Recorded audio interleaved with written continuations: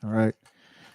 I see there might be people on here, but I don't see any text or chat stuff. So yeah, if you guys and gals are on here and you want to shoot me a message on the live chat, that way I'll know what's happening. I'll wait a little longer.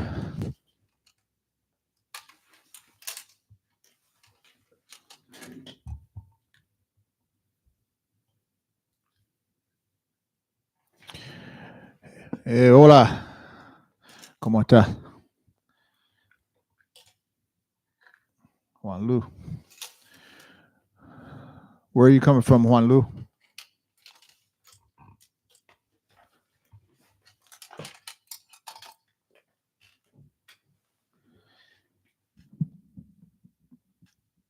Uh-oh. Sax spies here. I got to behave. All right. Welcome, welcome.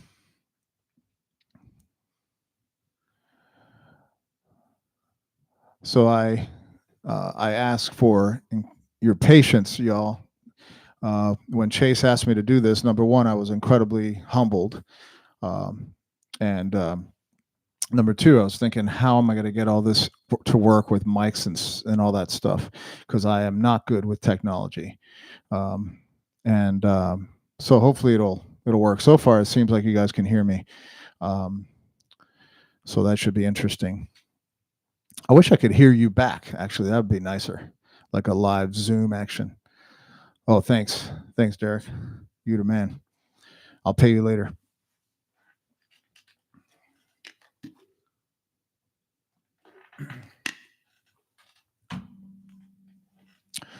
All right, so maybe I'll wait a couple more seconds. I'm not sure how many folks are going to pop in here.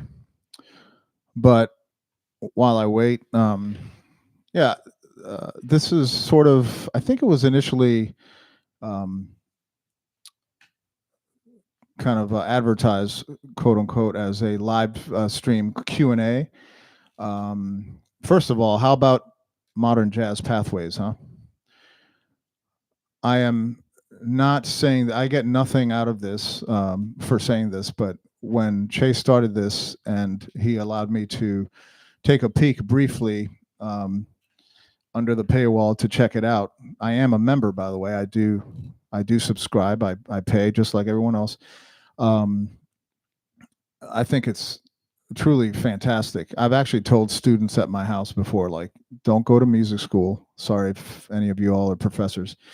I teach at a college, but I've recommended MJP to students and say, hey, do this and practice and go to sessions and you'll be fine.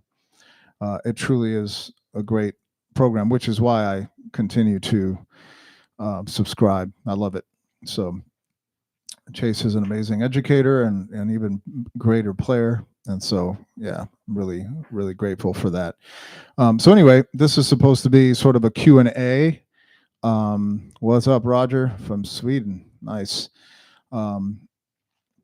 Thanks for joining. So the idea here, obviously, is as the Q&A suggests, is you all can shoot me some questions, and hopefully I'll have some answers.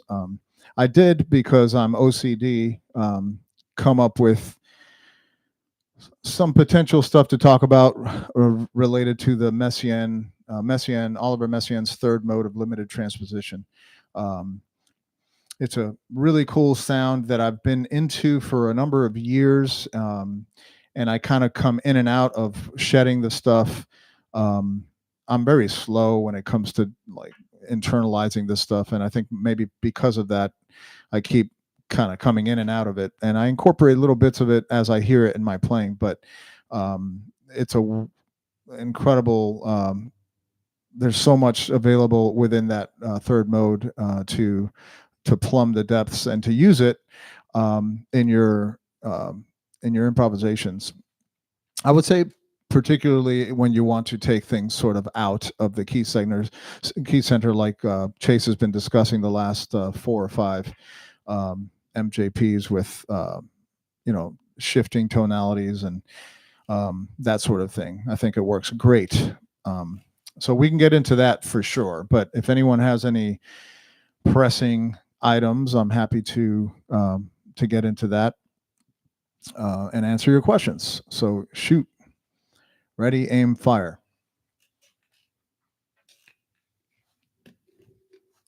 I know Sax Spy's got something.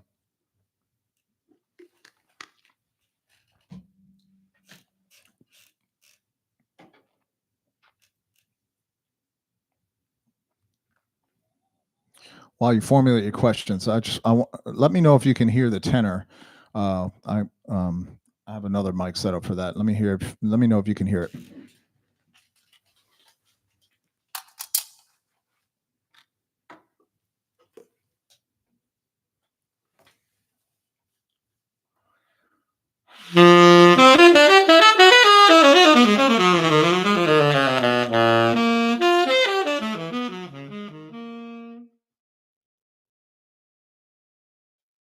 Coming through? Sweet. Thanks. I am going to attempt. Great. Thanks, Brian. I am going to attempt to, in a little bit, if I get into this Messiaen stuff. Oh, thanks. I'm going to try to play along with Chase's last practice track, the one over E flat minor, concert E flat minor. He's been talking a lot about that Coltrane minor pentatonic, the minor 6 pentatonic, this one.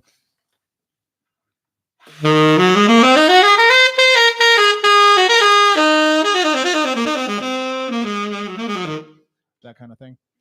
So I'm going to attempt to play with the track, and hopefully it'll come through the YouTubes, and then try to throw in some of that Messiaen stuff, and see how that works. I will say I've tested it a little bit with like a test stream, and I have trouble hearing the track back as I'm playing along, so there might be some time issues. I apologize for that. And also, I've found is that the track will initially be super loud on the stream, and then it'll come down. I've tried adjusting all that, but again, I have no idea what I'm doing with buttons. So just feel fortunate that the mics are working and they're plugged in the right place. All right, personally, I'm really intrigued by the Messiaen stuff. My take on it. Okay, cool. Well, I'll tell you what. While Sax Spy formulates his question, I will briefly discuss the scale. So it's a symmetrical scale, like the diminished scale, like the whole tone scale. It's a 9-note scale. So just by that alone, you know, like, okay, it's almost 12 notes, right? That's all we have in our Western music, right? So you can, just by knowing that, you know, there's a lot of chromaticism almost built in whatever context you use it, right? The way I like to say is that there's some good notes and there's some quote unquote not so good notes. And really all the notes are good. It just depends on how you resolve things, right? As Chase has been discussing wonderfully in the last number of MJPs, there's ways to get out of the tonality and get back in, and really you can almost play anything as long as you can resolve it. So yeah, so and he's given great devices for that. So yeah, so it's a 9-note scale. If you guys saw the little PDF that I threw together, the way I like to think about it, as far as my limited mental capacity is, I think of it as the first 3 notes of a minor scale, and then you move that up by major thirds, right? So I'm going to go ahead and play that scale in my key of C, right? So B flat concert. It's the way I wrote it out in that sheet, and it sounds like this.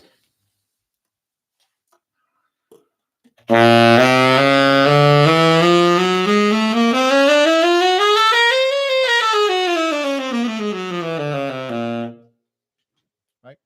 So interesting, kind of cool sounding. You can hear the built-in chromaticism, right? The cool thing about this scale is that there's a bunch of chords within the scale, right? So like you can extract a bunch of major triads, you can extract a bunch of augmented triads, you can extract a bunch of all kinds of harmonic stuff from the scale, right? Which makes it super interesting. So for instance, that key, and you can actually technically use any of the keys, right? The 4 keys, because it's limited transposition, right? So it's symmetrical. So there's 4 transpositions will cover all 12 keys, right? Say it another way, the key that I just played, my C, right? I can play it in my E and my E flat and my A flat as well, be the same scale, right? So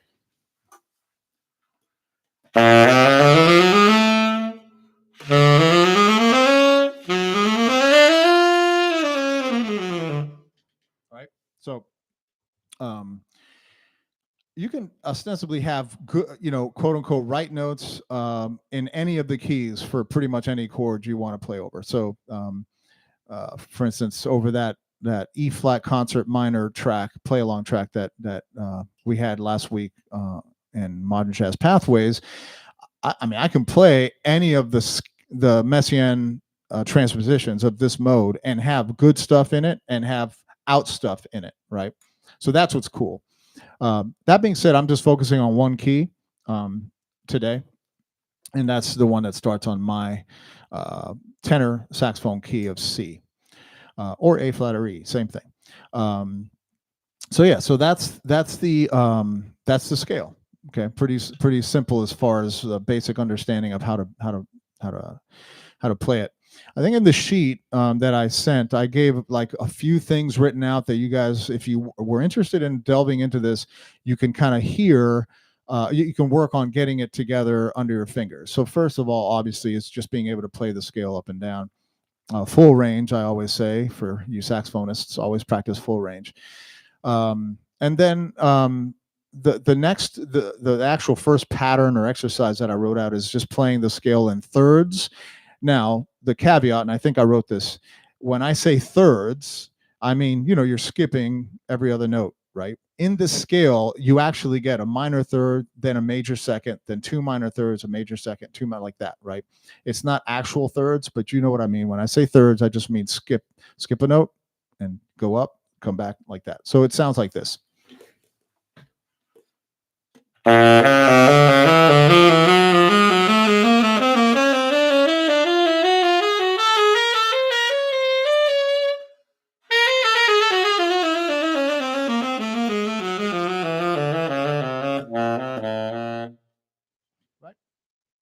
So that's that sound in thirds, okay? It's good exercise for technique. Put your metronome on 60 or slower and just shed that and try to figure out those intervals. It's kind of a cool sound. So everybody tracking so far on what I've explained, does it make sense? While you guys respond, I'll see what any other questions here.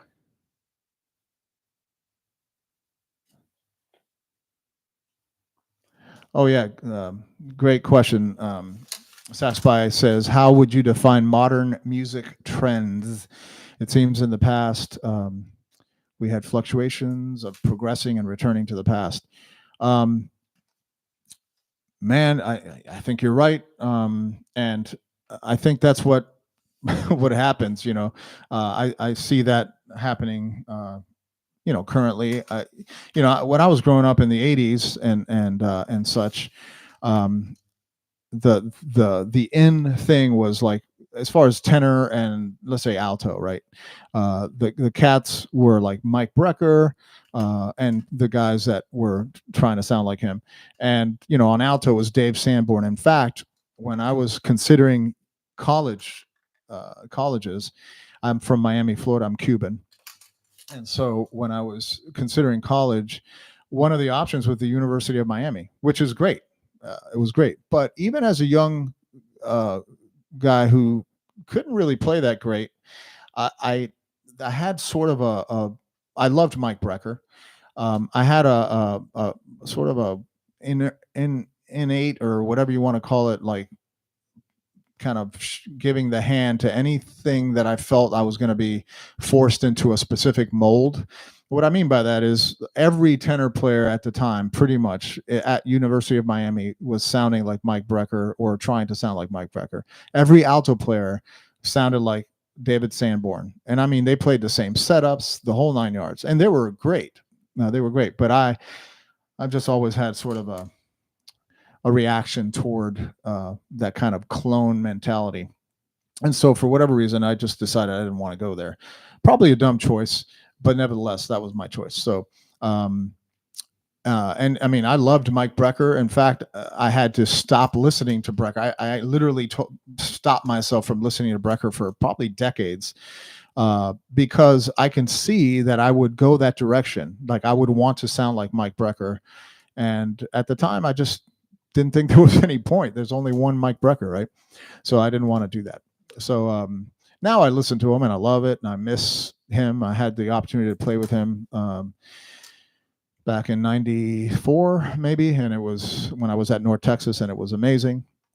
So anyway, going back to your question, yeah, I find a lot of what I don't know, a lot of young people. Well, even sounds. The reason I mentioned Brecker is even the way sounds have developed. So there was that real push toward that brighter Brecker sound back in the 80s and 90s, and then I don't know if it was because of Joe Lovano's rise to popularity, but then all of a sudden tenor sounds went the other direction. And I'll just speak to tenor sounds because that's mostly what I think about. But it's the same, I think, with some alto sounds too. But at any rate, yeah, things started going more toward the darker end, which I appreciate, you know, and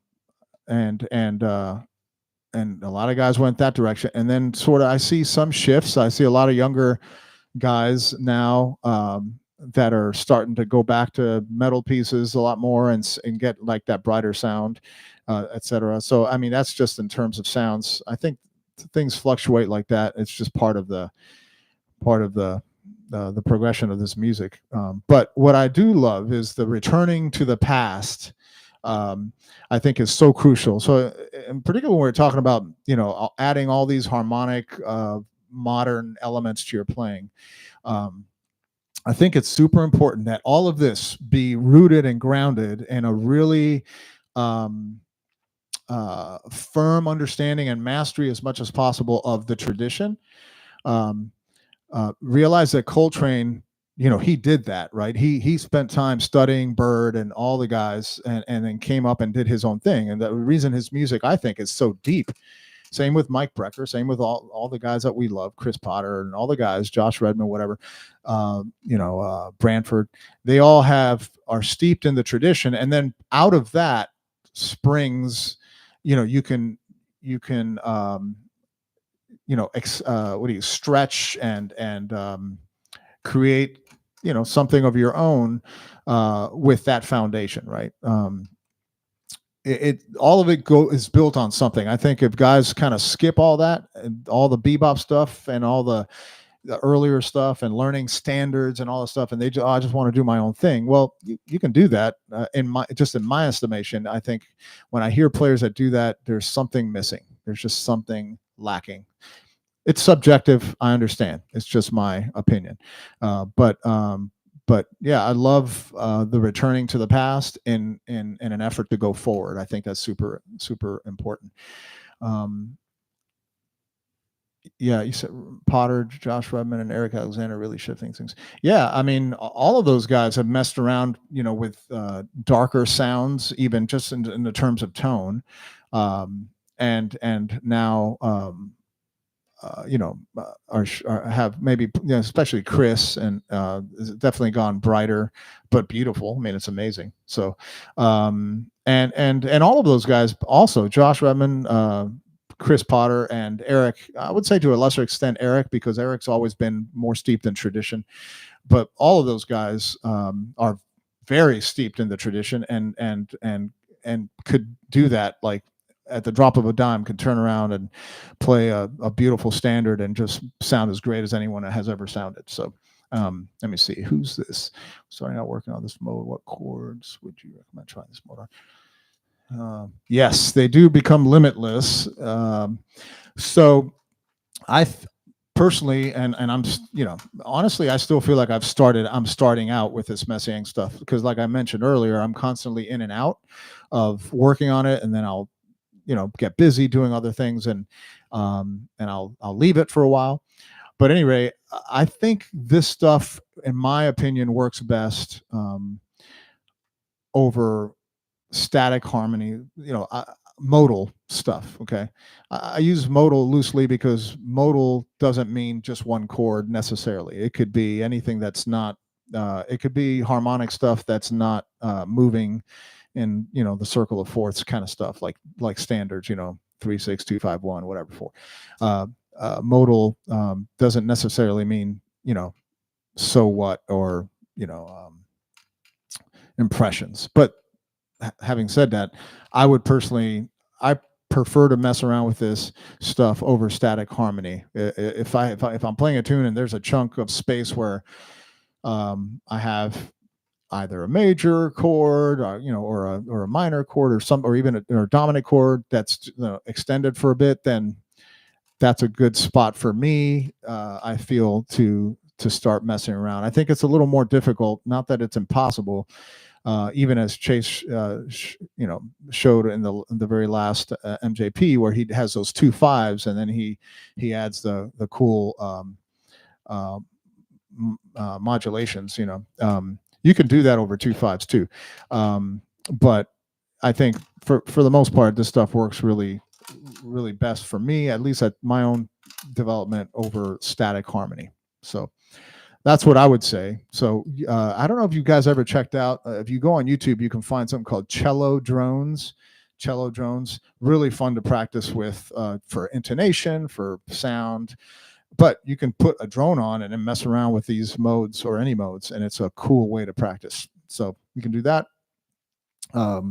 Pick your key, any key, and then just mess around with it. So let's see. I'm gonna, what I'll try to do is I'm gonna attempt to put this play along track on and play a little bit. Almost seems this mode could be. So Ryan, great observation. It's actually 2 augmented scales a half step apart. Okay, if you wanted to dissect it, you would find in the one I sent, you'll find the B augmented and the C augmented.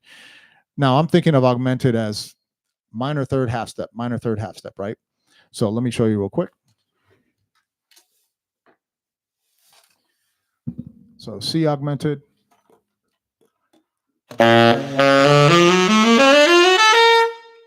B augmented.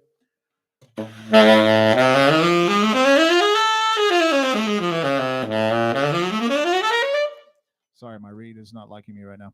So it's really just those 2 scales put together. There's some repeated notes, some same notes between the 2, but that's what it is. Yeah, that's a good observation, Ryan. Yes, sir. Discovered the drones. Yeah, the cello drones are super helpful. And I highly recommend. It doesn't have to be the cello drones. I like those. There's a cool app called iTabla, like the tabla, like the Indian or whatever it is instrument. That's a really cool app that you can do drones with as well, but you have to pay for that, whereas the cello drones are free. Cool. All right, I'm gonna try to play a little, just for a few seconds. Again, apologies if it's really loud at first. I can't control that, and also if my time sucks, because I can't really hear the track as well as I'd like when I'm doing this. But anyway, I'll try to. What I'm gonna attempt to do is I'm gonna attempt to play. I'll play a little bit with like the minor pentatonic, minor six pentatonic that Chase talked about, the Coltrane pentatonic, and then I'll start throwing in some of the Messiaen stuff just for the sake of hearing what it sounds like over that E flat concert minor chord. Okay.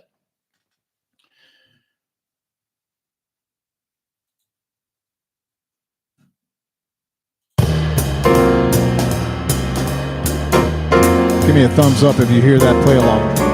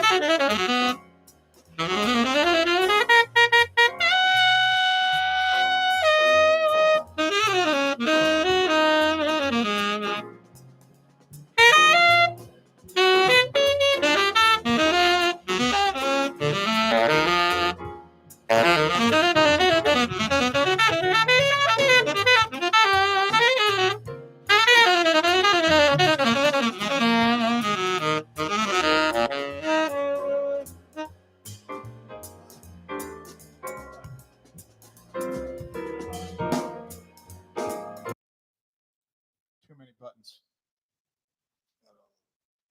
All right, hopefully that came through, guys and gals.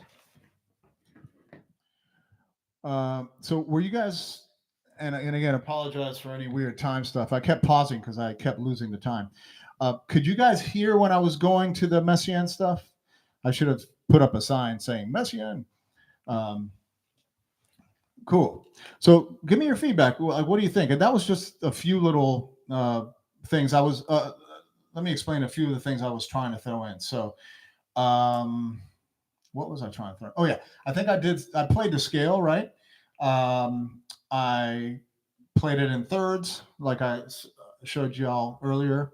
And then I think I started doing the augmented triad. So within the scale, remember I explained that you can think of the scale as three, the first three notes of a minor scale going up by major thirds, right? So if you're in the key of C for tenor, it's C, D, E flat. So, right, C minor, and then E minor, right? E, F sharp, G, and then A flat minor, A flat, B flat, C flat, right? So within that scale, there's also three augmented triads, and they're course, they're inversions, right? So again, if we just start with C, this is all you need to know.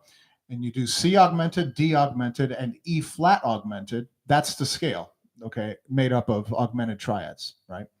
It's a cool sound, and I think in the PDF I can't see it right now, but I wrote that out, and I think I put like alternating those. So if you were to alternate augmented triads, so go up one, down the other like that, it would sound something like this.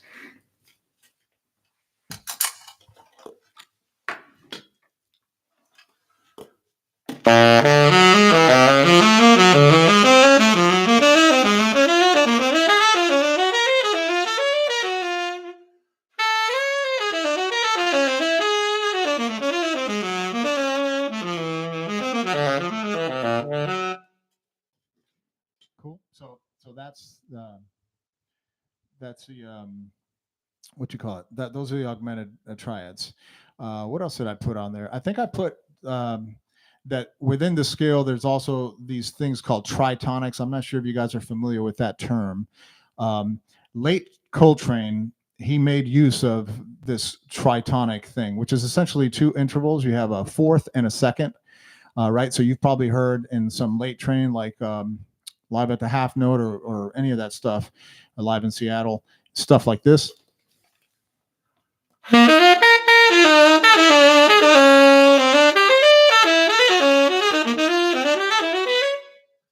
Sort of that kind of stuff. Not, he wouldn't do that. He did it a lot better, obviously. But within the Messiaen scale, the third mode, there's a few of those as well, 3 of them, and so you can alternate those and make a cool line out of that too. See if I can get this right.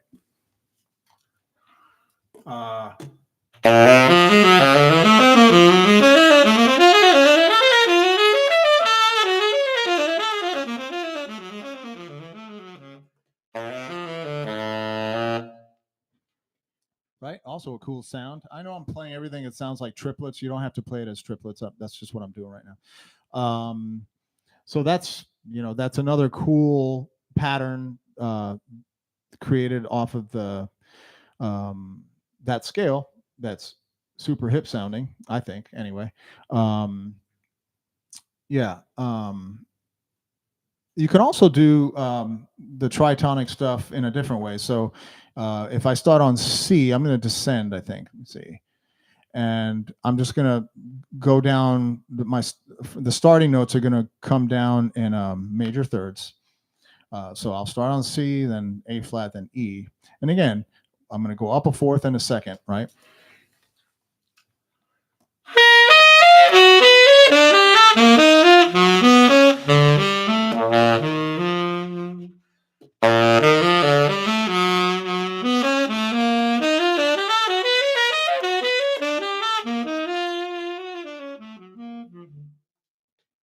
Kind of cool sound. I once heard Mark Turner actually play this sound, and this is going back to what Ryan said earlier, that it sounds almost like it could be thought of as an augmented scale. So I heard Mark Turner do this at a clinic. He was just kind of blowing over something like by himself, but I caught what he did, and it was, let me see if I can remember what it was. It's if you think of the notes of the C augmented scale, right, and just play up and down. I'm sorry, down and up fourths, right? So I'm going to start. I'm playing C augmented, my C augmented scale, this scale. But I'm going to start up on that high E and then just come down going fourths. So it sounds like this. Down and up. So like this.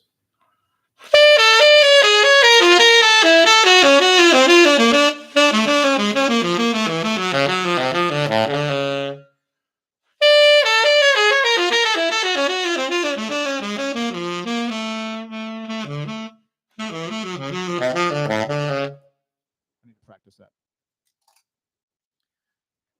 But I really thought that sounded super awesome. So again, so many things you can do with that. Thanks, Brad. Appreciate it.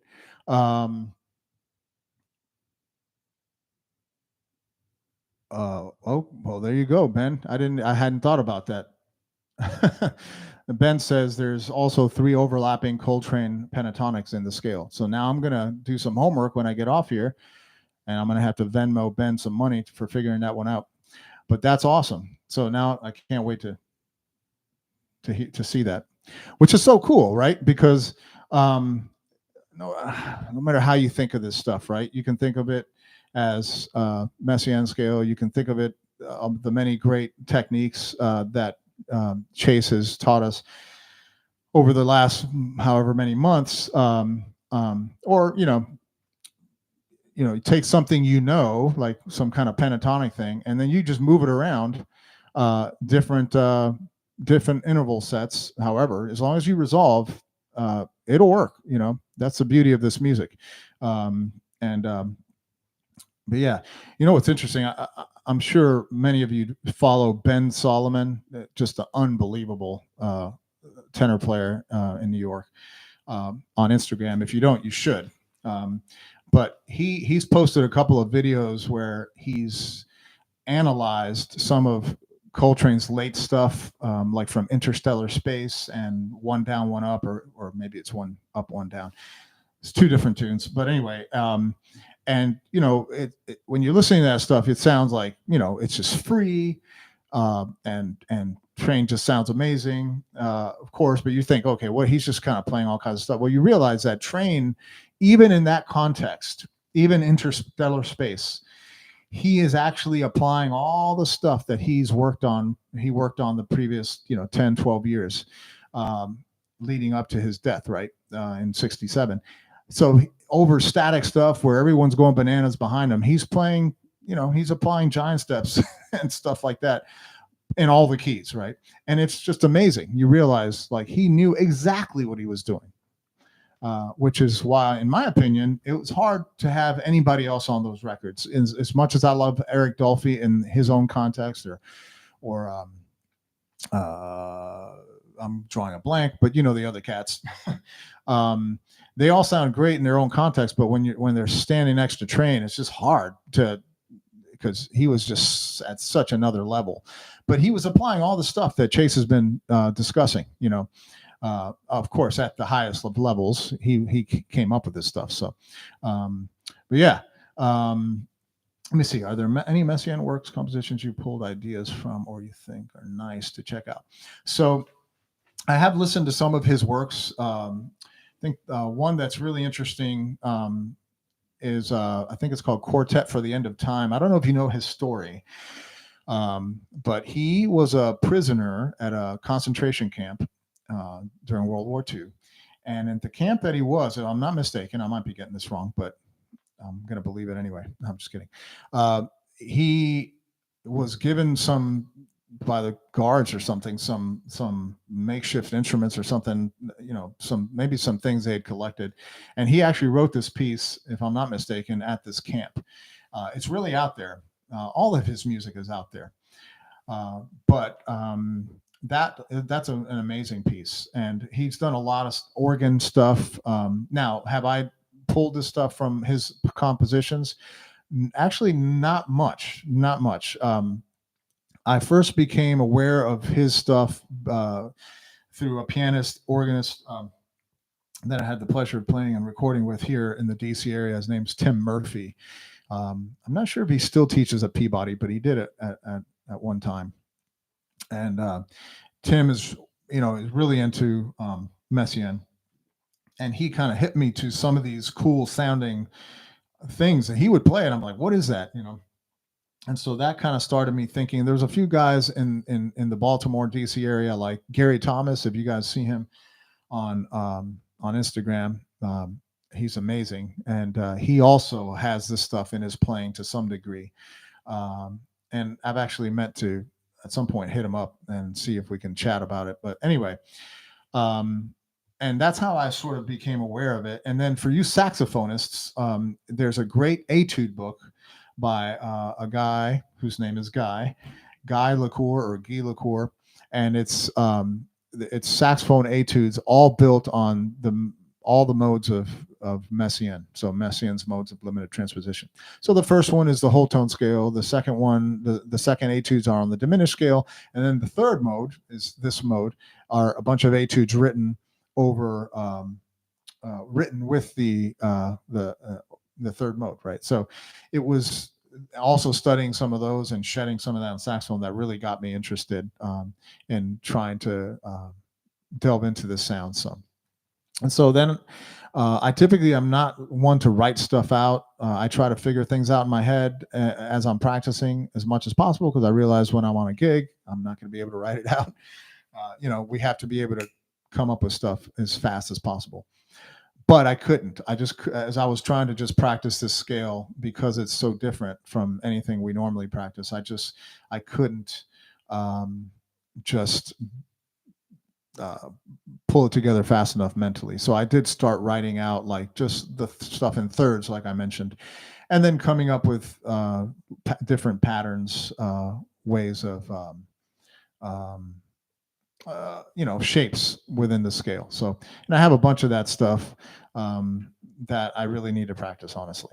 I've also written a couple of contrafacts. A contrafact, if you guys don't know, is just a head written over different changes. I wrote a rhythm changes. That's all. The entire thing is just this scale.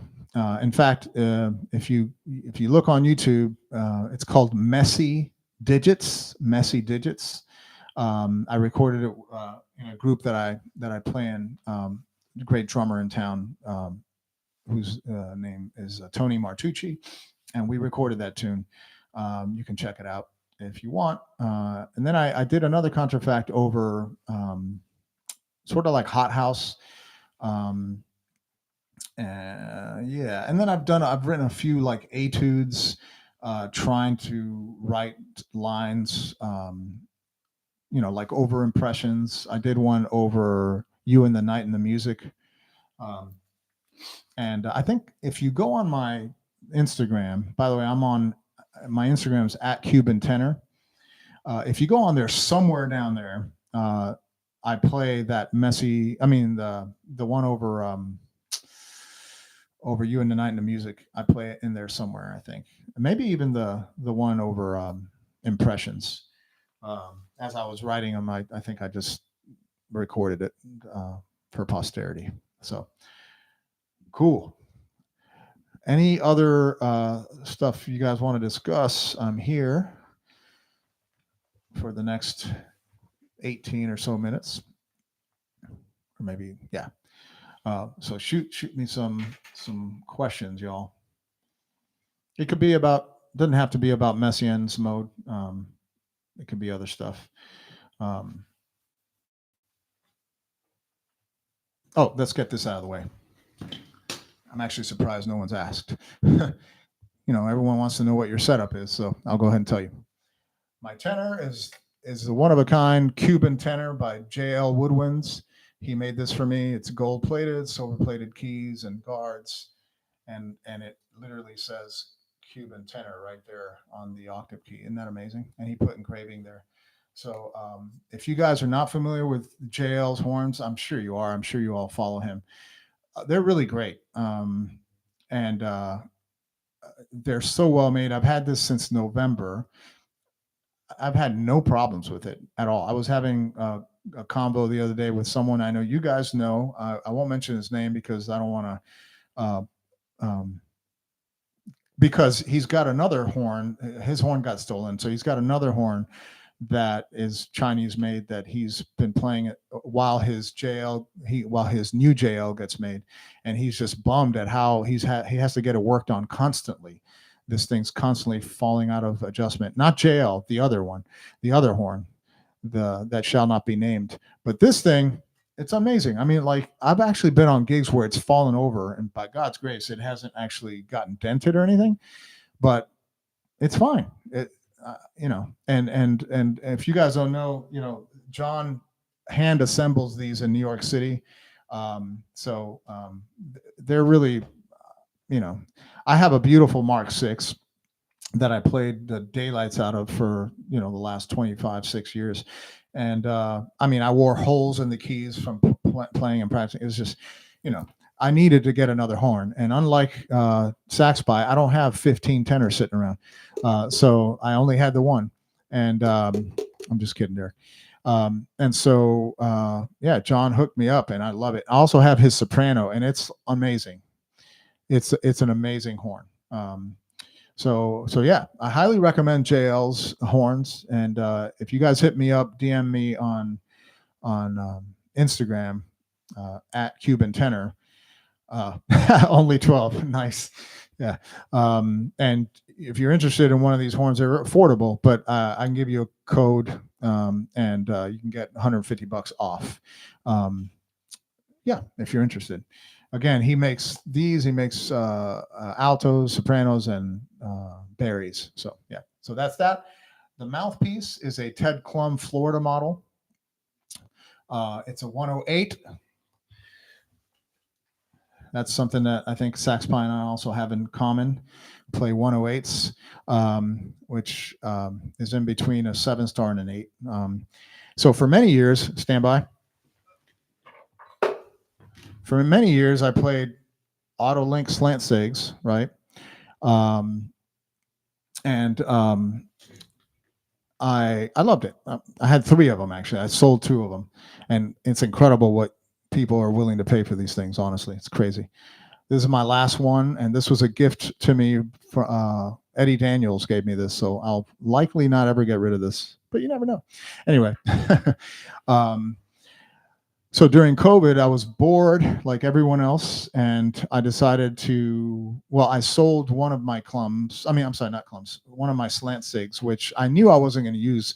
It was the first one I ever had, and it was my least favorite, although I played it for a while.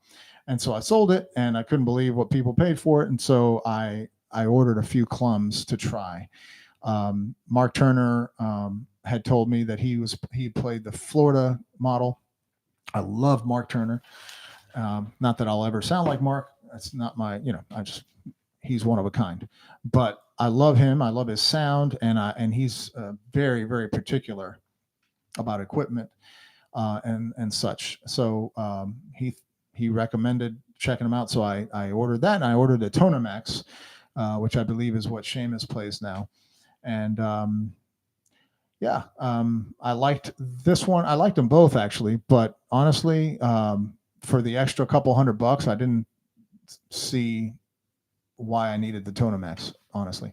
And then I did, like a lot of people do, one of these, tests on Instagram. People responded, and people liked the Florida as well. So I kept that. So that's what I have. And man, Ted is great. And he, it's great to know someone who can play and who's a real master when it comes to mouthpieces, that he's actually, making that and facing it and getting it ready for you when you order it. I think it's awesome. And if you need something tweaked, he'll tweak it. And so I actually need to get another one. I had a backup, and I was on a tour in California last year, and I literally lost my backup. I left it in a hotel somewhere like an idiot.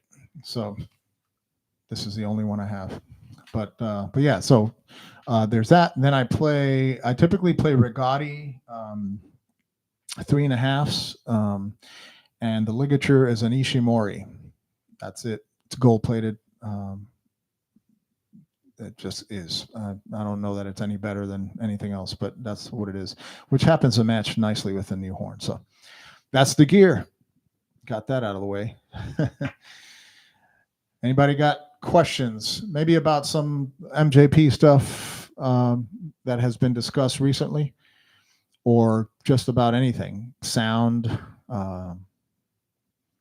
whatever, saxophone stuff?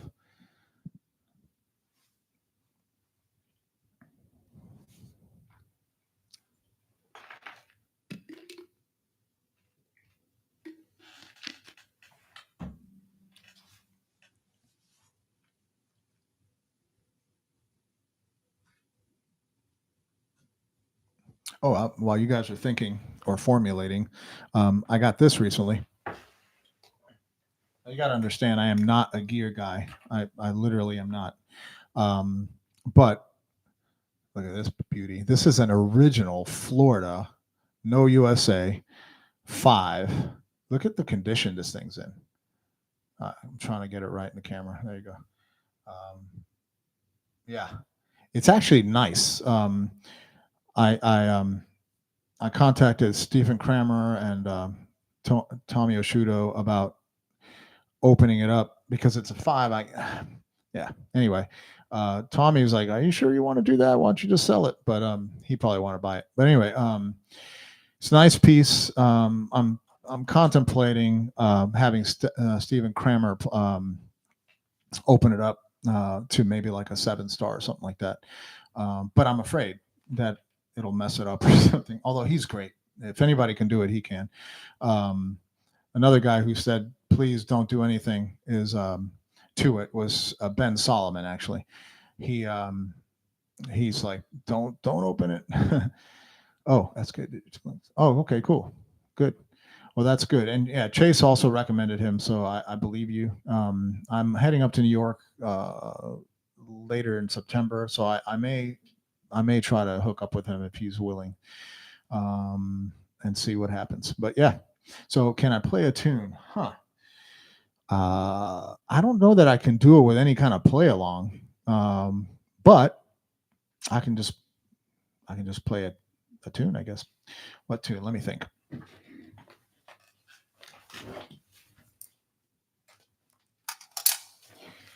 What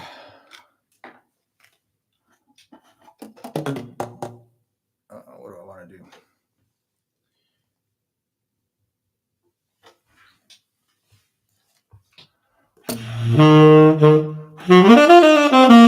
All right, let's see. How about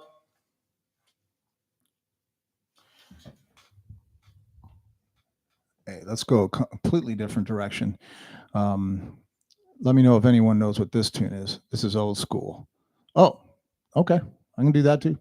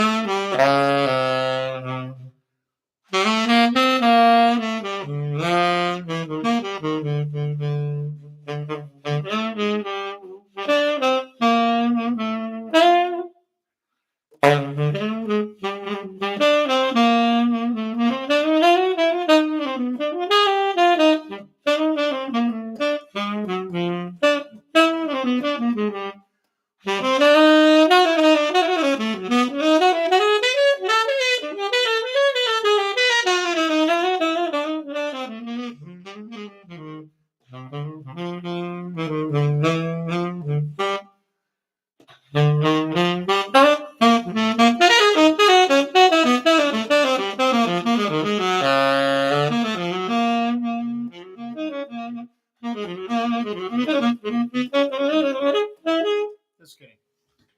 All right. That was so dumb. Okay. No greater love. I attempted on that last turnaround to do some of that stuff Chase was talking about last week, but I haven't practiced, so I can't do it. But a little of that. What was that classical piece that I stumbled upon? Not the Glazunov. Crescent, maybe? Yeah. That's that one. Oh, thanks, Ryan. Guys, I hope that came across okay sound-wise. I started playing too loud, I think, and I hope I didn't destroy your speakers. But yeah, I appreciate you guys joining me. Hopefully it was helpful, and maybe if not too many of you complain, Chase will have me back when needed. Any final thoughts, questions, confessions, testimonials? Oh, thanks to you, Saxby. You the man. Any other thoughts, questions, anything else, guys and gals? I'm so glad you guys are taking advantage of modern jazz pathways, and actually the basics to bebop stuff is fantastic too. I like to call it jazz Legos, and to be 100% transparent, it's not the way I learned to play, but gosh, it's so good and so easy to I think within a short time you can really start putting together some great language with basics of bebop that while you're trying to learn to transcribe and do all that stuff, which I think that's how I learned to play, mainly is just transcribing solos and trying to internalize the language. I wish there was something like what Chase put together with basics to bebop when I was coming up a long time ago, because yeah, super helpful. So and his diminished stuff's great too. This guy's just like a book producing fiend. Any other questions, y'all? Going once. Yeah, there you go. Code Pathways 15. Yes, and I think once you're in Pathways, you can get like a discount for basics to bebop, which I highly recommend. Hey, Dallas, what's up? Goodness, you just joined. I hope. Well, it'll all be recorded if you're interested in coming back and checking it out. Thanks, Roger. I appreciate it. Thanks. Thank you all. All right, y'all. I'm out. But thanks again, and yeah, we'll see you inside Modern Jazz Pathways.